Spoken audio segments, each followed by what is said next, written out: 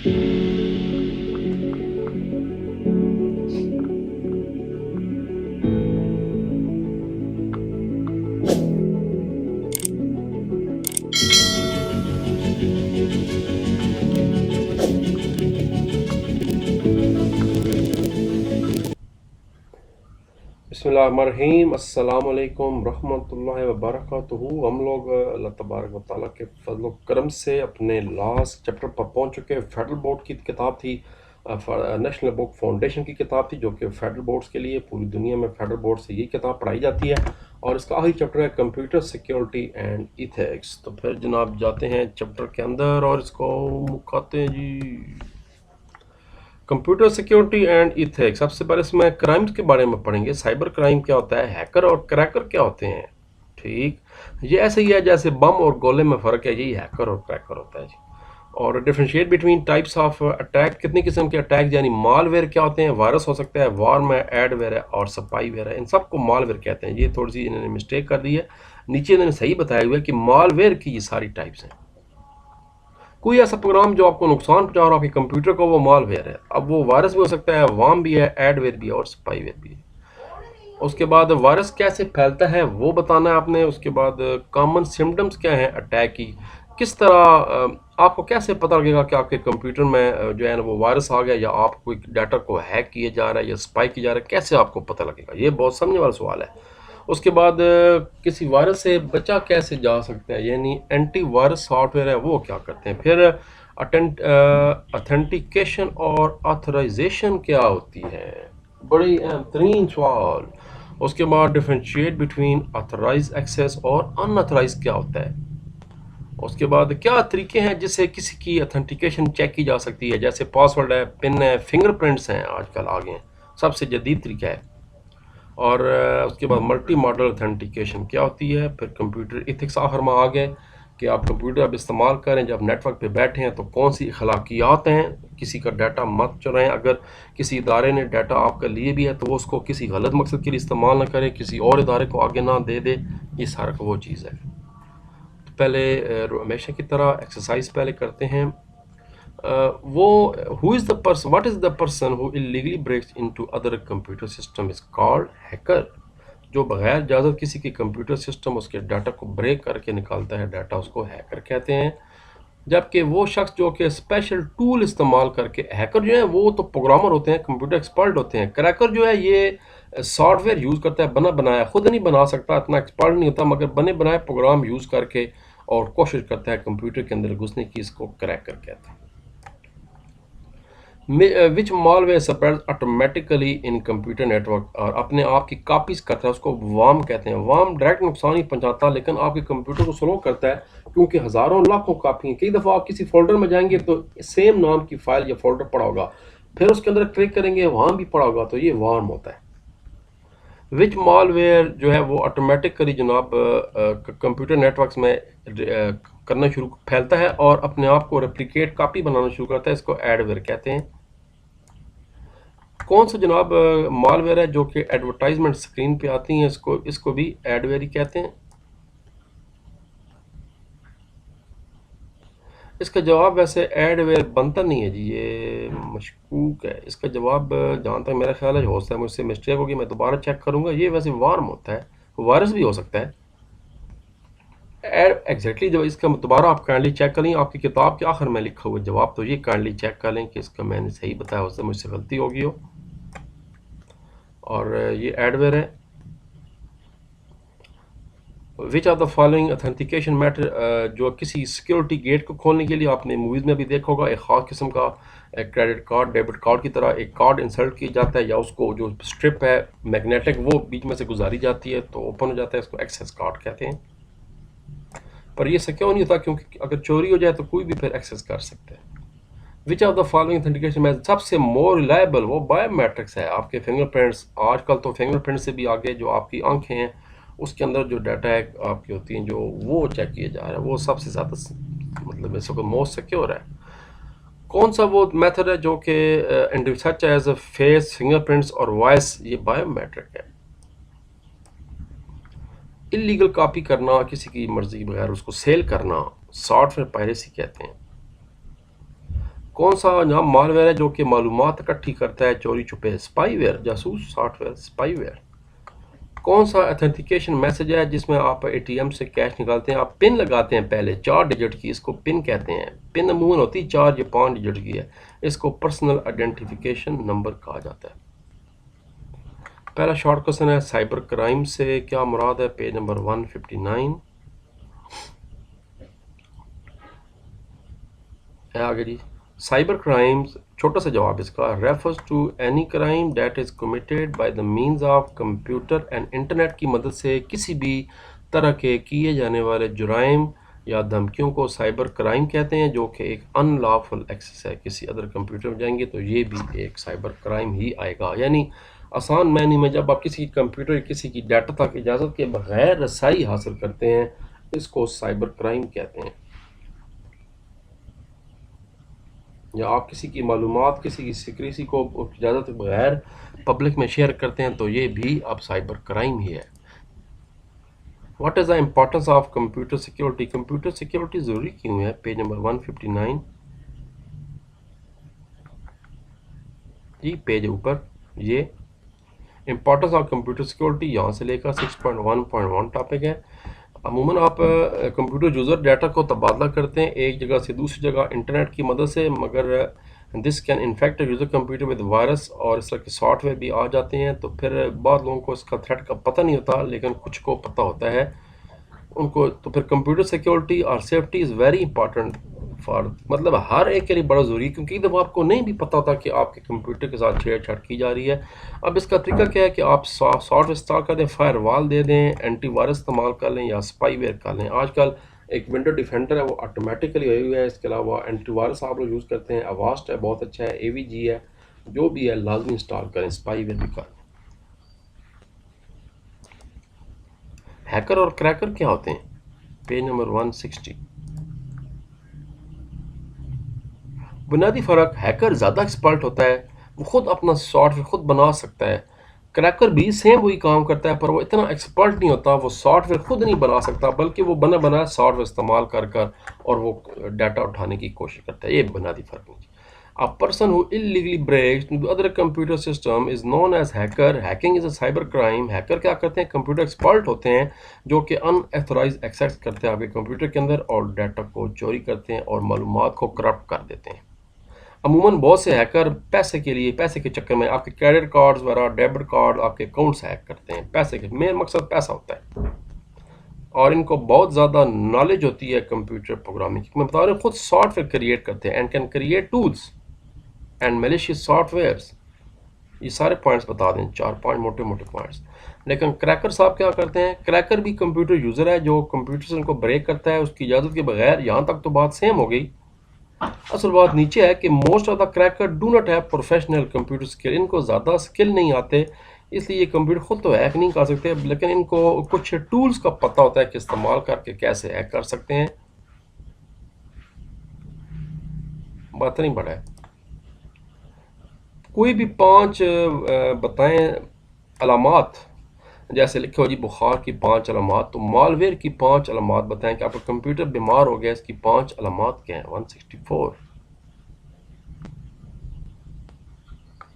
164 दूर है, थोड़ा सा डायरेक्ट चलते हैं 164 पेज पर।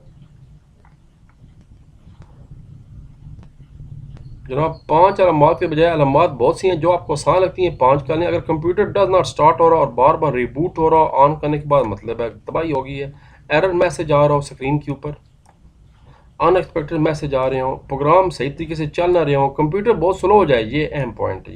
ये वाला पॉइंट और पहला पॉइंट, ये दो बहुत अहम। उसके बाद फोल्डर डिलीट हो रहे हैं या चेंज हो रहे हैं, बिल्कुल नए फोल्डर खुद ब खुद बनते जा रहे हैं, ये वार्म हो गया। ब्राउज़र सही तरीके से काम नहीं कर रहा इंटरनेट का। खौफनाक आवाज़ें आ रही हैं कंप्यूटर के, ये वैसे घाटी सुना है मैंने खौफनाक आवाज़ों का। बहरहाल 5-6 पॉइंट जो आपको आसान लगते हैं वो करें। Differentiate between, very very very very very important, authentication और ऑथोराइजेशन में क्या फ़र्क है, पेज नंबर 165। ये जनाब आ गया पहले ऑथेंटिकेशन और आगे ऑथराइजेशन। Topic number 6.3.1। ऑथेंटिकेशन का मतलब है कि किसी शख्स को पहले पहचान कर उसकी शनाख्त करके उसको एक्सेस दी जाए, जैसे कि उसका यूज़र नेम और पासवर्ड ज़रूरी होता है, या कि बाद जगह एटीएम में पिन कोड इस्तेमाल होता है, मोबाइल में भी इस्तेमाल होता है, या एक्सेस कार्ड होता है, या बायोमेट्रिक होती है। ये होगी जी ऑथेंटिकेशन, यानी पहले तो चेक करें कि क्या वाकई होता है। ऑथराइजेशन क्या मतलब है? Authorisation means to give someone permission to do something. अच्छा, आप याद रखें, सपोज आप बैंकों में देखते हैं कि वहाँ पर लोग काम कर रहे हैं, वो पहले जाते हैं, अपना पासवर्ड यूजर नेम देते हैं, तो ऑथेंटिकेशन हो जाती है, वो सिस्टम एंटर हो जाते हैं। मगर ज़रूरी नहीं कि वो हर जगह एक्सेस कर सकें। हो सकता है जो उनका मैनेजर है उसके पास ज़्यादा एक्सेस है, जो उनका पीछे एडमिनिस्ट्रेटर बैठा है, जो उनका प्रेसिडेंट बैठा है, जो उनका एग्जीक्यूटिव है, उनको ज़्यादा एक्सेस है, जो आम यूज़र एक्सेस कम है, तो वो ऑथराइजेशन होती है।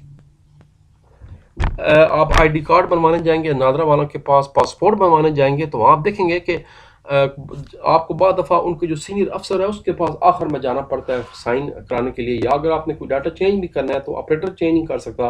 वो कहता है जी ज़रा बात जाके हमारे ऑफिसर से बात करें, उसको एक्सेस है। तो इसको ऑथराइजेशन कहते हैं। यानी सिस्टम में आने के लिए वो ऑथेंटिकेशन, आने के बाद अब आपको कितना बीच में काम करने की सहूलत है, कितनी इजाज़त है, वो ऑथराइजेशन होती है। बस डू समथिंग तक। अगला सवाल है, कौन सा वो तरीका है जिसमें सबसे ज़्यादा सिक्योरिटी होती है ऑथेंटिकेशन की? Biometric. Page number 167। Justify your answer. ये भी बताएं क्यों, खाली नाम ना लें, वजह भी दसो क्यों। बायोमेट्रिक, यहाँ से शुरू करेंगे, ये अपने पास से लिखें पहले। बायोमेट्रिक, आगे किताब वाली बात, provides high secure identification and personal verification technologies. अच्छा, उसने ये नहीं पूछा कि बायोमेट्रिक क्या होती है, अगर वो पूछता तो वो ये ऊपर सवाल था। उसने कहा है भाई होती क्या है, इसका सबसे सिक्योर क्या है। आपको नज़र आ रहा है, आपको एटीएम मशीनों में भी आप बायोमेट्रिक आ गई है। अगर आप घर से कार्ड भूल भी जाएं तो आप अपना अंगूठा या उंगली लगाएंगे तो आपका वो, अगर बैंक में मौजूद है डाटा पहले का, तो आपका वो यूज़ कर सकते हैं कार्ड। और biometric based systems are use for financial transaction, electronic banking and personal data privacy. ये बहुत ज़्यादा एक्यूरेट ऑथेंटिकेशन होती है यूज़र नेम पासवर्ड के मुकाबले में। ये किसी भी बंदे की चौंका ज़ात से रिलेटेड है, इसलिए इट कैन बी बारोड। आप ये नहीं कह सकते यार थोड़ी देर से मैंने अपनी उंगली दे, मैं ज़रा वन क्या लाकत है मशीन तो पैसे कढ़ावा, ये हो नहीं सकता। या आप इसको स्टोर नहीं कर सकते। अब ये भी मुमकिन नहीं है कि आप सोए हो और जागें तो आपकी उंगली गायब हो, ऐसा भी मुमकिन अमूमन नहीं है, अल्लाह ताला रहम फरमाए। For forging in biometric is practically impossible. Forge भी नहीं कर सकते, ये भी तकरीबन नामुमकिन। मुमकिन सब कुछ है मगर तकरीबन नामुमकिन है। कि वो तो जब आईफोन आया था नया नया, जिसमें फिंगरप्रिंट से, आईफोन 5S जो था, उसको भी चैलेंज किया था एप्पल वाले ने, और उसको भी हैक कर ली था किसी ने, उसको बाकायदा बाद में नाम मिला तो हैक उन्होंने भी कर ही लिया। उसने भी फिंगरप्रिंट किसी के उठाकर उसको फॉर्ज किया था। बड़े बड़े बलाएं हैकर, बड़ी बड़ी बलाएं बैठे हैं भाई, साइंसदान है, वो इंजीनियर हैं कर, लेकिन बहरहाल अभी भी हमारे पास सबसे जो सिक्योर तरीका है वो बायोमेट्रिक ही है। What is mean by information privacy? Information privacy का क्या मतलब है? ये जनाब होता है जैसे आप बैंक में जाते हैं, अपना शादी कार्ड देते हैं, वो नादरा से आपका डाटा चेक कर लेते हैं। अब बैंक की ये जिम्मेदारी है कि वो आपके इस डाटा को किसी और इदारे में इजाज़त बगैर ना दें। या जैसे आप आईडी कार्ड बनवाते हैं, पासपोर्ट बनवाते हैं, नादरा के पास आपका सारा डाटा पड़ा है, तो नादरा की ये जिम्मेदारी है कि वो किसी इदारे को सिर्फ वो डाटा दे जो उसको ज़रूरत है। अब नादरा ये ना बताता फिर कि ये कितना कमा रहा है और क्या उसके कारोबार है, वो अनरिलेटेड चीज़ है, वो इनकम टैक्स वालों का काम है, वो डाटा ले सकते हैं। तो ये एक बड़ा इशू दुनिया में चल रहा है और इसके बड़ी बहस हो रही है इस पर। आज तो पता आपको, वो चैट जीपीटी इटली जैसे मुल्कों में बैन कर दी गई इस वजह से ही कि वो आपकी जो इन्फॉर्मेशन एक्सेस कर रहे हैं वो बगैर इजाज़त आगे ट्रांसफ़र हो रही है, तो उनको इससे डाउट है। 169 पेज, इंफॉर्मेशन प्राइवेसी। पहली लाइन बतानी है, information privacy refers to an individual right to the privacy of personal information. उसके बाद इसके लिए हमारे पास एक बाकायदा एक डाटा प्रोटेक्शन एक्ट मौजूद है जो इंडिविजुअल को ये तहफ़्फ़ुज़ देता है कि आपके डाटा को मिस यूज़, मालूमात को ना किया जाए, पब्लिक ना किया जाए।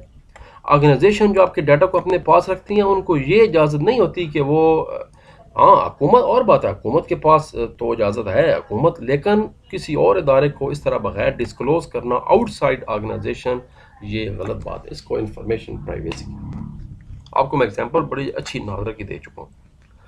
कोई भी 3 ड्रॉबैक्स बता दें सॉफ्टवेयर पायरेसी के। ये जो आप सॉफ्टवेयर कॉपियाँ करते हैं, चोरी करते हैं और आगे बेचते हैं, इसके क्या नुकसानात हैं। 169 पेज है ऐसा जी, सॉफ्टवेयर पायरेसी ये लिखा हुआ है ऑलरेडी।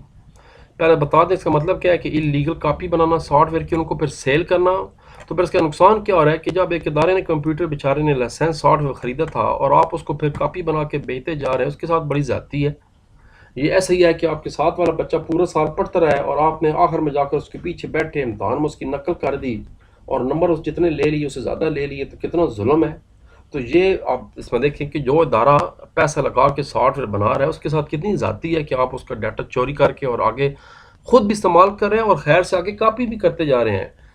ये विंडोज़ 35,000 रुपये की जेन्युइन मिलती है, लोग लेते हैं आगे इसकी 1500 2000 2500 कॉपी करके लाखों रुपए कमा लेते हैं। तो माइक्रोसॉफ्ट तक भी तो सर पकड़ के बैठी रहती है, भाई करें क्या इसका। तो ये इलीगल सॉफ्टवेयर है, इसको लॉ अलाउड नहीं करता।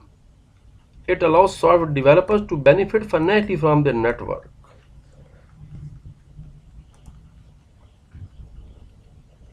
आगे 2 सवाल और रहते हैं। व्हाट टाइप ऑफ प्रॉब्लम में अगर कंप्यूटर जो है वो मॉरल गाइडलाइन अखलाकियात अगर आप इस्तेमाल नहीं कर रहे कंप्यूटर पर बैठ कर, तो क्या नुकसान हो रहा है। 168 पेज। भाई जब कंप्यूटर यूज़ कर रहे हैं, जब आप नेटवर्क पर बैठे हैं, तो पहले अखलाकियात का बड़ा इसमें किरदार है। ये है following are some important moral guidelines for ethical use of computer. Computer को किसी के नुकसान के इस्तेमाल नहीं करना चाहिए। कंप्यूटर को तोड़े मत, उसके डाटा को स्टील मत करें, उसकी चीज़ों मत उठा के ले जाएं।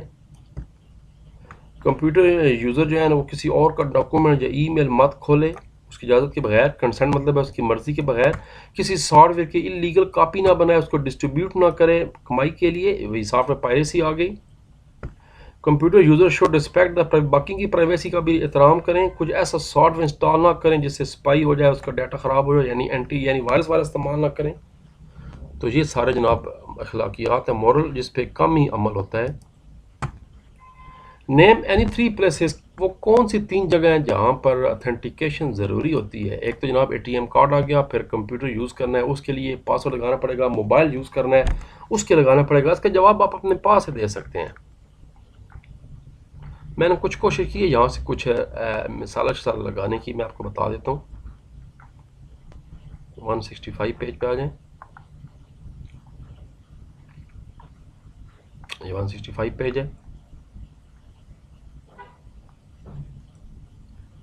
ये जनाब पहला पॉइंट हो गया।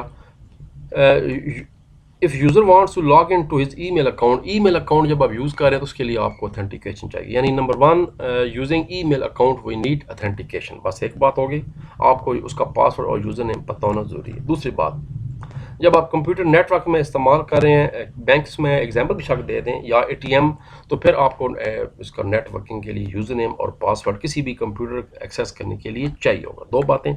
तीसरी बात, ATM मशीन जब यूज़ कर रहे हो, ATM टू विड्रॉ कैश, उसके लिए भी आपको जनाब पिन कोड आपको चाहिए होगा। 3 तरीके जिससे आप ऑथेंटिकेशन आपके। चौथा, आप अपना मोबाइल का भी बता सकते हैं, लेकिन वो चूँकि आपको इंडिविजुअली है इसलिए हमने वो एग्जांपल दी है जो कि जनरली है जिसमें इस्तेमाल होता है सिस्टम। लॉन्ग सवाल पहला, मालवेयर कितने होते हैं, इनके डिफाइन करें और इनकी टाइप्स को भी बताएं। लंबा सवाल है, पेज नंबर 160 से लेकर 163 तक। लो जी, फिर पहले तो डेफिनेशन आ जाए, what is malware. Hacker, cracker. लो जी, मालवेयर एक मलिशियस सॉफ्टवेयर होता है जो कि जनाब कई तरह के नुकसानदेह सॉफ्टवेयर पर मुश्तमिल होता है जो कि कंप्यूटर के नुकसानदेह हैं। ये जनाब अमूमन इसलिए बनाए जाते हैं किसी का डाटा चोरी की जाए, स्पाई किया जाए, उसको नुकसान पहुंचाया जाए, डाटा को ख़राब कर लिया जाए, उसको माली नुकसान पहुंचाया जाए, फाइनेंशियल बेनिफिट्स।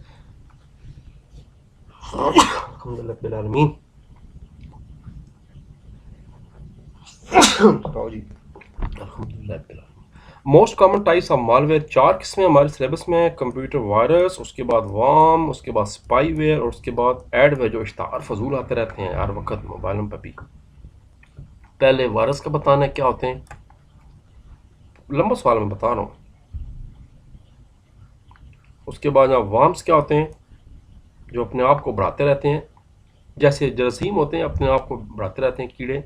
स्पाईवेयर क्या होता है, जासूस वाला प्रोग्राम, ट्रोजन्स इनको कहते हैं, जो जल्ला बनाकर भी आपसे पिन कोड पासवर्ड पूछे। और एडवेयर क्या होते हैं? इश्तार फजूल आते रहते हैं।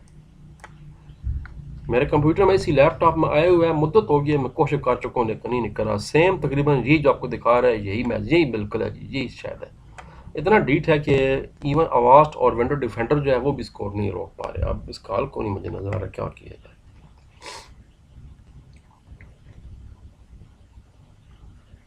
और जनाब सवाल यहाँ पर ख़त्म हो रहा था, परमिशन था। अगला सवाल है जी, मालवेयर फैलता कैसे है कंप्यूटर में?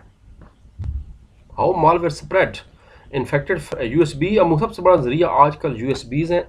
सीडीज अब ख़त्म तकरीबन हो चुकी हैं। पायरेटेड सॉफ्टवेयर जो आप चोरी शुदा कापी गेम्स वगैरह लेते हैं, इन गेम्स के अंदर भी बेसिकली कंपनियों ने जानबूझकर छुपाए होते हैं ताकि बाद में यही कंपनी फिर आपसे पैसे लेकर और एंटीवायरस बना के देंगे। ये भी ड्रामाबाजी है। उसके बाद इंटरनेट से फैलता है, सबसे बड़ा जरिया आजकल नेटवर्क एंड इंटरनेट से फैल है। ईमेल के जरिए भी आता है, अटैचमेंट आप डाउनलोड कर देते हैं। आजकल याहू या जो गूगल वाले हैं, इनके पास अपना एक सॉफ्टवेयर है, मैकफी या बाकी है, वो कोई भी चीज़ डाउनलोड करें पहले वो चेक करते हैं कि इसके अंदर कोई वायरस तो नहीं था, या जब आप कोई चीज़ अपलोड करते हैं जब भी चेक करते हैं कि इसके अंदर कोई वायरस तो नहीं था। यहाँ तक इसका जवाब है। एक्सप्लेन हाउ, आप किस तरह अपने कंप्यूटर को वायरस अटैक से महफूज रख सकते हैं। 164 एंड 165 इसी के आगे। How to protect computer from malware, antivirus program use करें और एंटी स्पाईवेयर सॉफ्टवेयर यूज़ करें। दो बुनियादी चीज़ें बस, यहाँ से शुरू कर दें। एंटीवायरस क्या होते हैं वो बता दें, उसके बाद जनाब चलते जाएं। उसके बाद एंटी स्पाईवेयर प्रोग्राम क्या होते हैं वो बता दें, एंटी स्पाईवेयर प्रोग्राम्स। यहाँ तक आपको जनाब जैसे AVG, spy doctor, anti spyware, spyware, Avast, ये वो नॉर्टन बड़ा मशहूर पुराना प्रोग्राम था, यहाँ तक। How to method use authentication के कितनी तरीक़ेकार हैं जी? Common methodologies of authentication 165 and 167। लंबा सवाल 166, मैं दोबारा चेक कर लूँ। 166 ये पेज नंबर हमारे पास 165 है। फ्रॉम द नेक्स्ट पेज ये है जी, मैं से ऑलरेडी बना हुआ है सवाल, long number 4। Authentication and methodology, चार तरीके हैं जिससे आप किसी की ऑथेंटिकेशन कर सकते हैं। यूजर नेम, पासवर्ड है, PIN यानी पिन कोड है, एक्सेस कार्ड है, या फिर बायोमेट्रिक है। अब इसी को डिफाइन करना शुरू कर लें। कुल यूजर नेम, पासवर्ड सबसे कॉमन, पिन कोड आप मोबाइलों पे भी लगाते हैं। ATM बड़ी एग्जांपल है, ये ATM नीचे आ गया। तस्वीर बनाने की ज़रूरत नहीं है, ये वाली तस्वीर बना दें, इसको ज़रूरत नहीं है, वो बहुत बड़ी है। ATM बनाने में 1.5 घंटा गुजर जाएगा और पेपर का टाइम ख़त्म हो जाएगा। उसके बाद जनाब एक्सेस कार्ड्स हो गए, फिर बायोमेट्रिक आ गया, अंगूठा, ये हो गया जी। यहाँ तक ये सवाल आके ख़त्म हो रहा है। आखिरी सवाल, define computer ethics. Computer ethics के क्या होता है, अखलाकियात क्या हैं, और कुछ अहम गाइडलाइन बताएं 167 से 168 तक। सर जी पहले तो आगे कंप्यूटर इथिक्स क्या है। वो एक्सेप्टेबल बिहेवियर जो कि कंप्यूटर टेक्नोलॉजी में यूज़ होता है। एक अखलाकियात हैं जो कहीं लिखी हुई तो नहीं है, मगर आप अखलाकी फ़र्ज़ बनता है कि आप किसी के डाटा को भी सही इस्तेमाल करें, किसी कंप्यूटर को भी सही इस्तेमाल करें, हैक ना करने की कोशिश करें। उसके बाद फिर इसका जनाब नीचे एथिकल यूज़ आ गए, ये हम ऑलरेडी शॉर्ट में पढ़ चुके हैं और ये इसी लॉन्ग में भी आ चुका है। तो यहाँ तक आपका ये सवाल ख़त्म हो जाएगा। बस सिर्फ उसने गाइडलाइन पूछी थी, उसने एरियाज नहीं पूछे थे, तो यहाँ पर ये सवाल आपका ख़त्म हो गया। उसके बाद एक्स्ट्रा सवाल बन सकते हैं, ये बोर्ड में आ चुके हैं। व्हाट इज़ इंफॉर्मेशन एक्यूरेसी, सारे एक्स्ट्रा सवाल हैं। इंटेलेक्चुअल प्रॉपर्टी क्या होती है, किसी की ज़ाती मल्की है, जो आपने खुद सॉफ्टवेयर बनाया है वो आपकी इंटेलेक्चुअल प्रॉपर्टी। ये दो शॉर्ट क्वेश्चन एक्स्ट्रा हो गए। सॉफ्टवेयर पायरेसी ये तो हम एक्सरसाइज में कर चुके हैं, ये भी कर चुके हैं। और बस ये दो अहम सवाल थे। देखते हैं मज़ीद चैप्टर कितने हमारे रहते हैं। मैं नीचे माउस को लेके जा रहा हूँ, लेकिन माउस नीचे आने से इनकार कर गया क्योंकि माउस ने बताया कि भाई ख़त्म हो गया ना सिलेबस। चलें जी, फिर अल्लाह तबारक व तआला आपका हामी नासर हो। देखते हैं अब इसके बाद क्या शुरू किया जाए। पाकिस्तान जिंदाबाद।